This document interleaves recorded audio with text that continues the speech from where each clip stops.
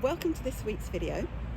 Today I'm going to ask Peter some questions about the systems on the boat, and hopefully he will give you some information that is going to be really interesting and useful for you.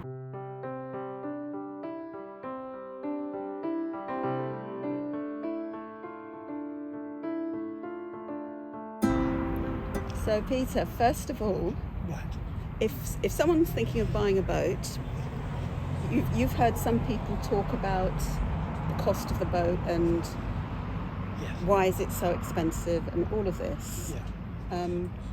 So they're not just buying a boat, are they? They're buying a home with systems on it. So let's start with the water systems first of all.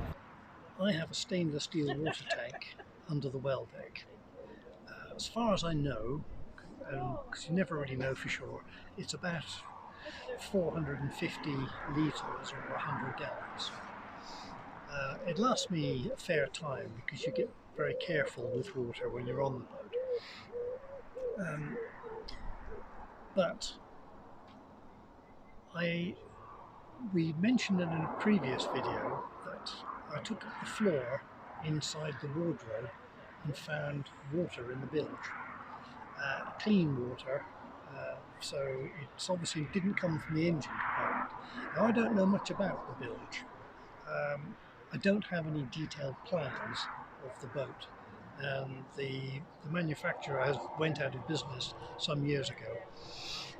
So I didn't know if the bilge was one huge space underneath the boat, or it was divided up and I needed to cut more access holes. However, I discovered that at some point the water tank has moved fractionally, and it's connected to the filler, the brass filler cap. Don't know how that happened. Do you think it's always been like that and you just didn't know?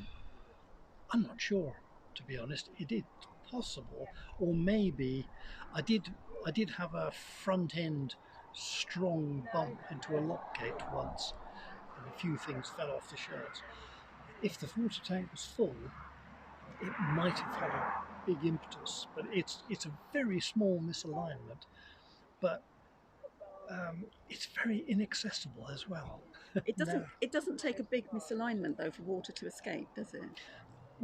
There's a filler cap which is brass, and that's about that deep, and there's a flexible hose on it which then connects over the top of the neck of the water tank, and the gap between, I've got it written down somewhere, but it's about that much, so it's a very short piece of hose, and it's flipped off one side of the hose. So when I was filling up, when the tank was almost full, and sometimes I was lazy or distracted, but I put the hose in to fill the tank and go off and do something else and come back and find it's overflowing, and so turn it off. But when it was overflowing, the water was going down on the outside of the tank and into the bilge. So I now know that the bilge is one large space, because from the access, from where it was leaking in to where I was taking it out, must be a good 40-45 feet. Yeah. So I took the filler cap off and tried to fit a new piece of hose. I bought a new piece of hose, and it was so difficult. It's sort of in place. I'm not 100% certain how waterproof it is, but other than cutting out an extra hatch in the well deck, which I don't really want to do, I don't know how else to get in there, because all the access is through a hole about this diameter. I think it was 45 millimeters, or about an inch and a half. So everything had to be done in there. Since I've done that, I've refilled the water tank 4 or 5 times, I think. Yes. And I checked the other day, and the bilge is completely dry, so it's not leaking. From there, it goes through a water pump under the stops. The water pump was replaced the night before I picked up the boat, and I was told, oh yes, well, they go, you know. fingers crossed, that one hasn't gone in the last 5.5 years. It's still doing the job. That's good. The water goes through a steel sphere, a ball, which has got a rubber diaphragm in it. And the idea is there's pressure in there so that the pump works against that pressure. So when you turn on the taps, the water comes out straight away. You don't have to wait for the pump to start. Now, I've lost the pressure in that accumulator, and I'm trying to figure out how to recharge it. There's supposed to be a Schrader valve in there, so you can use a pump, but I can't seem to locate it. I don't know if it's broken. But that's pretty much it then. That feeds the taps in the kitchen and in the shower room, and indeed the shower itself. Does it have anything to do with any of the heating systems that have water in them? Yes, the domestic hot water, like in the house, the water from the tank will go into the calorifier to be heated, but not the radiators. That's a closed system. Okay. Yes. So the other thing is for hot water, of course, the engine coolant is pumped through pipes through the calorifier, which is my domestic hot water tank, to heat the water. But if I'm not moving the boat, then I've got a little diesel heater. Mine is particularly made by Eberspacher, which is one of the common types. There's also Webasto, and inevitably low-cost Chinese models on the market, which some people are trying. But that heats domestic hot water, but it also heats water in a closed loop that feed the 3 radiators I have. And is that where you had the leak recently, And it funnily was, enough? yes, that the pipe under the hose that was featured in last week's video, that is feeding the 3rd radiator. So again, a lot of boats have that. It's closed loop. When we've got the hot water, then when you turn on the hot taps, that comes back through from the calorifier and also into the shower. So there's one extra thing we need that you don't need in a house. The shower tray is below the waterline in the boat. So we need a pump which pulls the water from the shower tray up so that it can go into the canal as grey waste.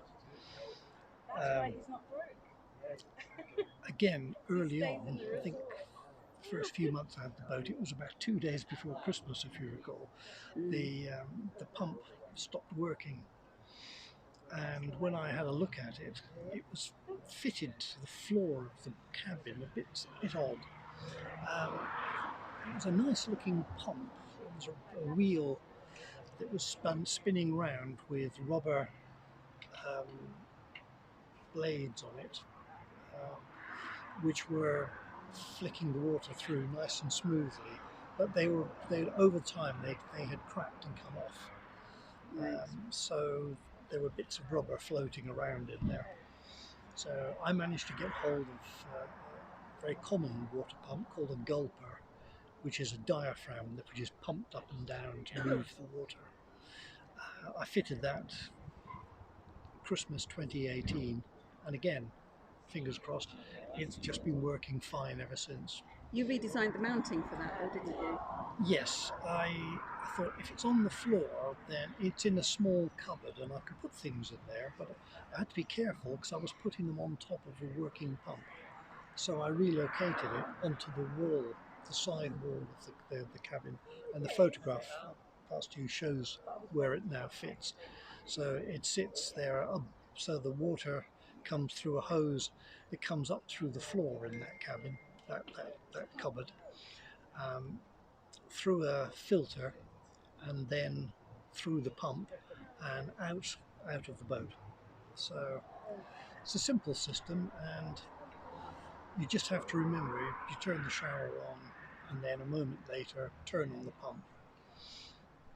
If you don't, the shower tray fills up, of course. Yes, and I think that's all the water. So that covers cold water, hot water, and pumping it heating. around the boat. And heating. And heating. Yes. Okay. What other systems are there on the boat? Well, the other one which takes up a lot of time in discussion is, of course, the electrics. So I've got 5 batteries on the boat. When I drew up my list of things I was looking for on a boat, I had written down that I was looking for something like 460 ampere hours capacity, or 450 I think I wrote. Right. Because you try not to discharge below 50%, so that gives you 225 or so to work with. And this boat had exactly that. They were laid out in a slightly odd way because there was a starter battery, and that was in the middle of a row of 5 batteries, and so there was crossover cables going over the starter to connect the leisure batteries, as we call them, together. At 3.5 years ago, when I changed the batteries, I got the whole thing rewired so that it's much more logical and tight, and I put in the AGM batteries, absorbent glass mat. That just means that they're still lead acid batteries, but the acid is absorbed into this fiberglass mat inside the cell. There's zero maintenance, so you don't have to go down there and check the levels. And as it happens, they're safe if they fall over. Mind you, on a narrow boat, if the battery falls over, then The whole boat's fallen over by that time, yes, I think. Where the electrolyte's gone is probably the least of your problems. Yours are pretty well strapped in now that they've been fitted. They're also aren't they? properly secured now with straps. Yeah. The other thing is people say they're deep discharge, but when I checked the specifications, it still said you got by far the best life if you keep them above 50% charge. So now I've got 460 ampere hours, and it's worked really well. The AGM batteries are used in cars, particularly if you have a start-stop mechanism, so that the engine is constantly being started, and so they're good at those short little bursts of energy. What does is it deep discharge you said, or deep charge? It means you can discharge them below 50%. Okay. Yeah, depth of discharge is what they talk about. Right. So I did look back then at lithium batteries, because a number of boats have them, but at the time they were very expensive, still are, and the technology was changing. I thought maybe look at that next time round. A number of boats have them, as I say, and there are some quite good advantages to them. However, that's not what I've got. When I bought the boat, it had 2 solar panels on the roof, giving me just over 300 watts of potential charge, going through a controller which was designed to carry up to 4 solar panels. So that worked fine. Solar panels gradually lose their efficiency. Not totally, but mine have been there about 6 years, so they might have gone down, maybe down to 85 or 80% of their original capacity. At what point would you consider the need to change them? I don't know.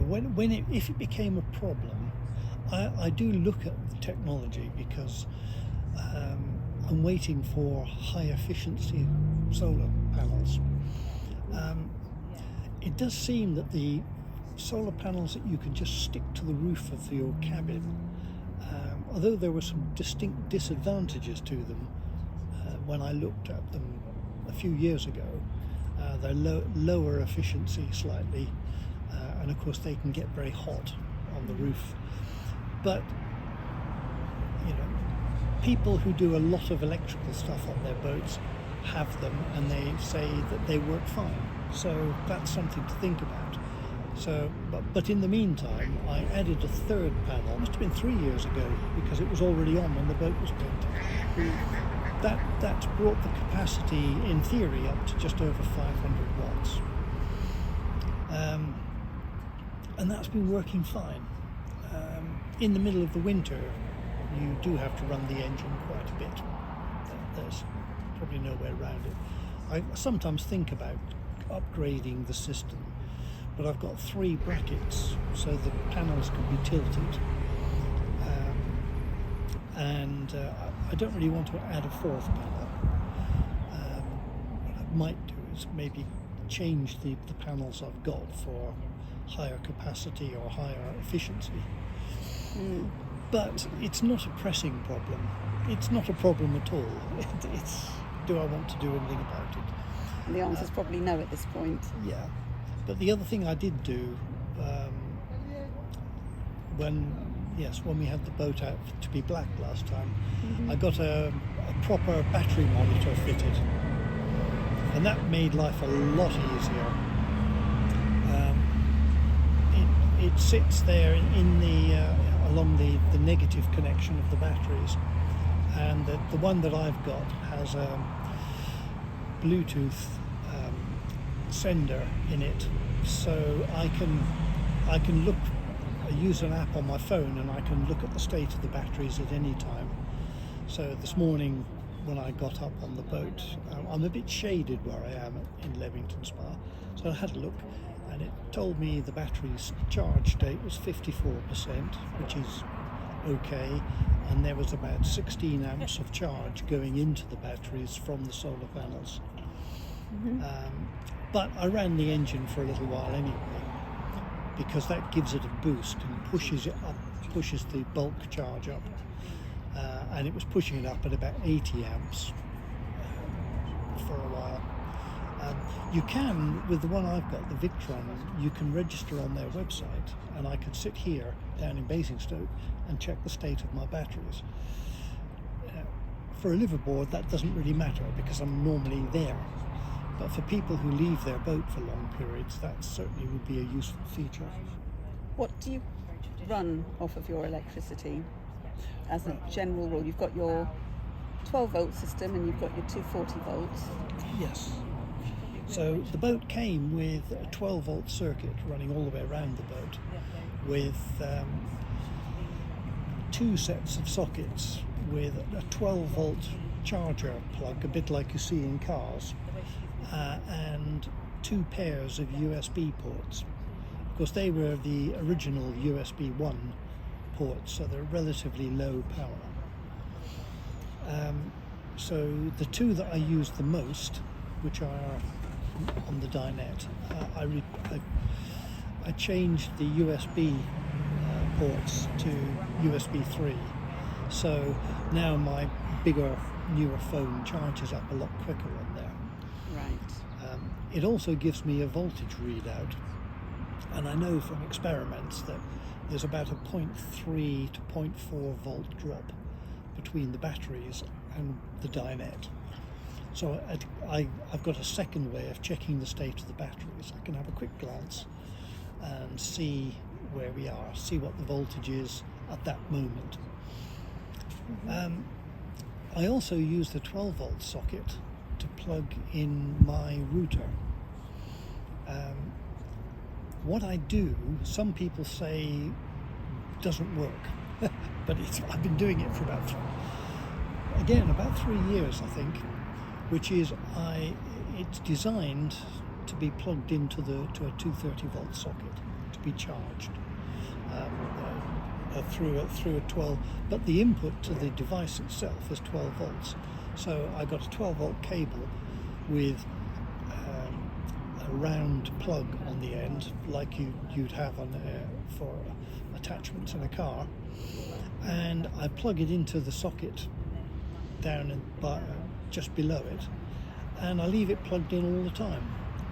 So when I'm running the engine, the voltage goes up. When I'm not running the engine and the fridge is on, the voltage goes down, but the router just works. Well, that's really good. So that works really well. Some people online will tell you you need some kind of special device as a regulator, but on my particular router, a Huawei router, which is very common on boats, it's worked really well. So I try to run everything I can with 12 volts. There's a few things that definitely need to be 230 volts. One is my PC and also my watch. The charger for the watch has to be plugged into the mains. So I have 9 or 10 230 volt sockets all around the boat, and they are powered by an inverter. The one I've got, I'm guessing, is 20 years old, because now the boat is 20 years old. So some of those, that's why some things are needing a bit of attention. I did have a lot of problems with this Sterling 3000 watt inverter. I don't really need 3000 watts.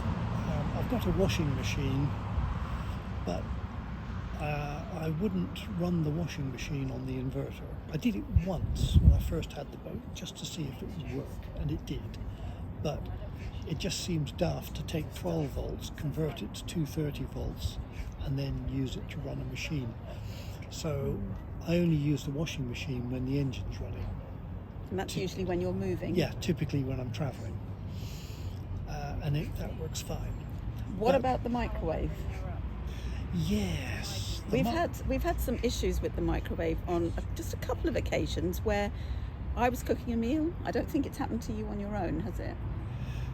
But it sometimes beeps. Yeah, but it cut out altogether, and I think that was on a particularly bad day in winter, and I was cooking using the microwave as part of a meal, and it just gave up. Yeah, the microwave is by far the biggest user of mains electricity. Yeah. Because it's an 800 watt microwave, but the actual consumption is 1100 watts. Right. Which converts down, by the time it's come through the inverter, to something like 118 amps per hour. Right. So it's all right for short bursts. You only though, run it isn't for a few minutes at a time, and maybe the maximum is maybe 6 or 7 minutes. Yeah, I think on that occasion I had used it for 2 or 3 different things, one after the other. For doing vegetables. Yeah, and yes. it just took too big a draw on the power on that occasion. Yeah. There are times when I think, okay, if I'm going to use the microwave, try to cook it early enough in the day, before 8 p.m, and then I can turn the engine on. Yes. And just make sure that it's definitely boosted. The inverter really thought it was broken, and I got into a discussion online with one of the Facebook groups I belong to, 12 volt boat electrics, and that sparked off a discussion about the Chinese replacements. There are 2 main manufacturers, Victron and Sterling. People have opinions about which one they prefer or is better. To replace the Sterling that I've got, it looked like it was about £900. I could buy a Chinese Renology inverter for about £300, maybe even less. And some people online say they bought them and they work fine. Other people say they're not, and I don't know. I don't care now because mine's working again. Did you ever find out what was wrong with it? Oh yes, somebody on the forum gave me the correct thing. They said you want to check the connections. I thought, well, they haven't moved at all, but this very thick cable. It's about this diameter, 70 mil, I think. But I did go in, and sure enough, I was able to just tighten slightly the negative cable, and that seemed to get it going again.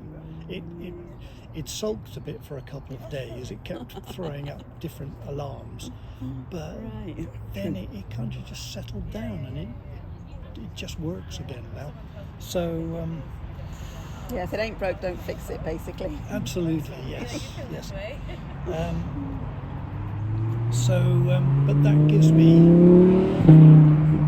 what I need then for running the PC and a few other little odds and ends. Oh yes, the other thing, oddly, my electric toothbrush needs to be 230 volts to charge it up. Yes. But once it's charged, it'll last us several days. So the electrics, I think, are all working fine at the moment. The only other system that's on the boat, of course, is gas. Unlike a lot of boats, perhaps most, I use gas for cooking.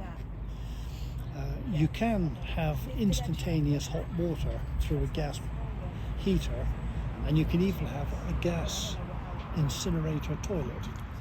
Right. But We don't. I'm not interested in either of those things. So I have, as fairly typical again, 2 13-kilogram gas bottles in the locker at the front of the boat, and a very handy manual lever which switches from one to the other. I find pretty standard usage pattern. A bottle lasts about 3 months. So when one runs out, I just open the hatch, swing the change lever over, make a note in my log that I've got 3 months to get that bottle replaced. Cylinder bottle, I don't know which is the right word. And then I'm good to go. Some of the more modern boats, especially ones with a lot of solar, have gone for all electric. It means you don't have to have gas pipes running around the boat, which is a good thing if you avoid it. But I'm not. Your boat came, your boat came like this. So again, if it ain't broke, don't fix it. They're all there, and they passed the BSS certificate inspection last year, so they're good for a while yet. And it's no problem really to drop them into place, connect them up, pull them out. Even though the very first time I did it, in the rain of course, I came so close to falling in the canal, clutching a full cylinder of gas. No, that doesn't bear thinking about. Yes. Been in the water, done that, got the t-shirt. Don't want the thought of you going in as well. That's not great. Yeah. But that's why boats cost so much. Those are all those systems that you have in there. Some people have pump up, hydraulic television aerials. I have a little antenna on the front of the boat which plugs into the router for my internet connection. And the handy thing about that is I've set my phone up so that when it's in range of the router in the boat, my phone calls go through the router. So I don't have to worry about trying to get a signal through a steel box. And in fact, it was turned off recently, and we noticed the difference when I turned it back on again. Yes. Yeah, so that covers the water, the gas, and the electric systems. Okay, so this weekend, Peter will be moving the boat to North Kilworth, where he's got an arrangement to get the overheating engine problem solved, hopefully for the final time. So would you like to explain what's actually going to happen? I called in at North Kilworth a few weeks, a month or so ago, and arranged. They have a gantry crane which is motorised, and it comes over the dock, and straps go under the boat, and it'll be lifted out of the water next Monday for 4 to 5 days while they build and install an external skin tank and then connect it up, bypassing the one that's in the boat, which will hopefully be the end of my overheating problems, And while the boat's out, we'll have a good look at the 6 Anodes? thank you. I was going to say the word's gone. Yeah, the 6 anodes. They seem to be wearing pretty well. When I'm in clear water, I can see them, but it's always good to have a good look. And also the hull will be blacked, because it's a little early. It's not quite 3 years since it was last done, but whilst the boat's out, we might as well do it, because otherwise I'd just have to pay for the boat to come out of the water again in early next year. And what's the difference between this blacking that's going to happen and what's happened before? Well, one controversial point, when I spoke to particularly the engineers who are registered with Beta Marine as certified engineers, they've said if you're having heating problems, when you have the boat blacked, make sure that there's only 2 layers of blacking over the hull next to the skin tank to improve the cooling. And when I had the boat blacked, they didn't do that because they didn't believe in it. Like so many things, there's no evidence either way that I've been able to find. Nobody's done any tests. But as it happens, because the skin tank will be new and it will be painted, there will be just 2 coats on it. But also, because it will be the right size for the engine, that kind of minor difference shouldn't be a problem. No. So in future, yes, you could probably slap it on.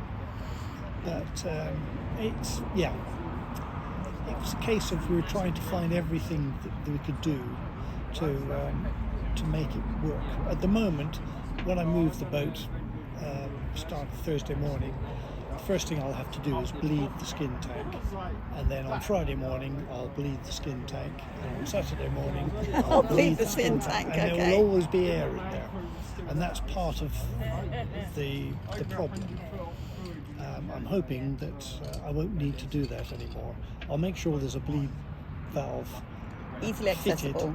fitted, and it's a nice one, like the one that's on the boat. At least it's a good one. It's large, and the handle's about that long, so I can just flip it over. But I have to lift the deck boards up and hang practically upside down to reach it. Right. So when I asked the question about what will be done differently this time about the blacking, I was rather thinking, apart from that, of the underneath. Oh yes, that's right. Because of the way they lift the boat out, they make a point of blacking underneath the base plate. And that's another subject for a lot of debate. There are people who say there's no point because from time, because it gets scraped off when boats in shallow water. And there are those who say it's worth doing because it helps to protect the hull. Of course, the base plate is the thickest part. That's 10 millimeter. Yes, it's 10 millimeters thick which is a typical thickness. The hull is 6, and the superstructure is 4. So the people at the North Kilworth, when I mentioned this debate, and he sort of smiled and said, yes, the people who say you don't need to are the ones who normally can't do it anyway. Because some of the ways the boat comes out of the water make it very difficult to do that. There's a trailer that can be backed into the water on a tractor, and you float the boat onto it. I think I showed it on the video when I was at Scarisbrooke Marine last year. Yes, you did. That's a very neat way of doing it, and it's the cheapest way to get the boat out of the water. But it does mean that it sits quite close to the ground. Maybe that sort of distance, possibly slightly more. That's about 18 inches to 2 foot. But it makes it very, pretty much impossible to crawl underneath and scrape it and paint it. And so, in those cases, the base plate doesn't get painted. And also, some people say that because the underneath is always in contact with the water, there's no oxidization that can rust the bottom of the boat anyway. Well, yes, that's one theory, that it's along the waterline that rust might occur. The other theory is that boats mostly rust from the inside, which is why I'm concerned to keep the bilge clear. Yes. But yeah, it is a big deal, because you really don't want to get into the situation where the thickness of steel is degraded and to the point where you will need to put extra plates on the outside, overplating as it's called. Older boats often get into that situation, and it's messy and expensive. I'd rather not. It's better to avoid the problem in the first place, isn't it? Which is why when I had the boat surveyed before I bought it, it had 4 anodes on it, and the surveyor said, he said for a boat this long, it wouldn't do any harm to have a pair of anodes in the middle. So I had those added. That's why I've now got 6. Right. Okay. And you just keep an eye on them so that they can do their job. Yes. Okay. So as you can tell, there's quite a few systems on a boat that need maintaining. And if you think about buying a house, which is really expensive, if you're buying a boat and it's going to be your home for any length of time, it's going to be expensive. It's not going to be a cheap option as such. Though I guess there are boats for whatever budget you may have. You just have to make compromises or have a smaller wish list. I think you were very fortunate when you made your wish list for your boat, and you got pretty much what you wanted. Well, yes, if I was looking again today, I'm not sure that I would change anything on that list. Yeah, that's pretty high recommendation for the research and the thought processes you went through at the very beginning. That you've got a boat that you are still happy with 5 years later. Yes. I mean, I did put a bow thruster on the list for a little while, and then the more I looked into it, the more I then crossed it out again.